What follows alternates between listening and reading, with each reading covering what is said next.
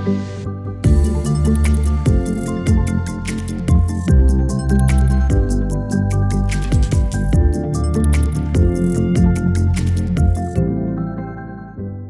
համահայկական հիմնադրամն այսուհետ կներկայացնի աշխարհով սփռված իր տեղական մարմինների իրականացրած ծրագրերը Հայաստանում։ Այսօր կանդրադառնանք Հայաստան համահայկական հիմնադրամի Նիդերլանդների տեղական մարմնի իրականացրած ծրագրերին։ 44 օրյա պատերազմի ավարտից հետո կարևորագույն խնդիրներից մեկը վիրավորում եւ հաշմանդամություն ստացած զինծառայողների առողջության վերականգնումն էր։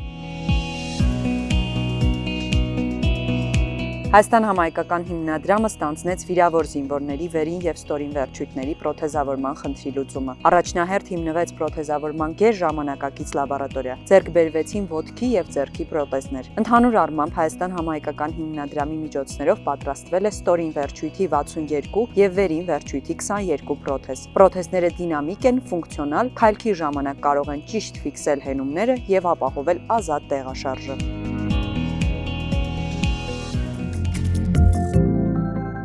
Վերակառուցվում է 2500 շահառու ունեցող Բերդի բժշկական կենտրոնը։ Այն հագեցած կլինի նորագույն սարքավորումներով եւ կհամապատասխանի արդի չափորոշիչներին։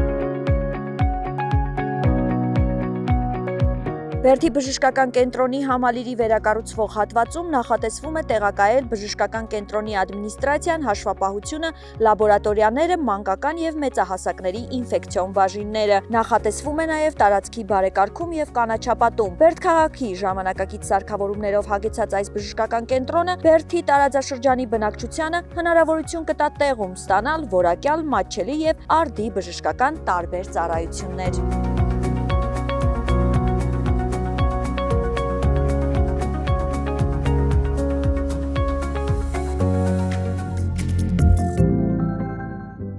Նիդերլանդների տեղական մարմնի աջակցությամբ Արամ Խաչատրյան համերգասրահում տեղադրվեց վերելակ։ Այս կերպ հիմնադրամն ապահովեց համերգասրահի շենքում հաշմանդամություն ունեցող անձանց տեղաշարժը։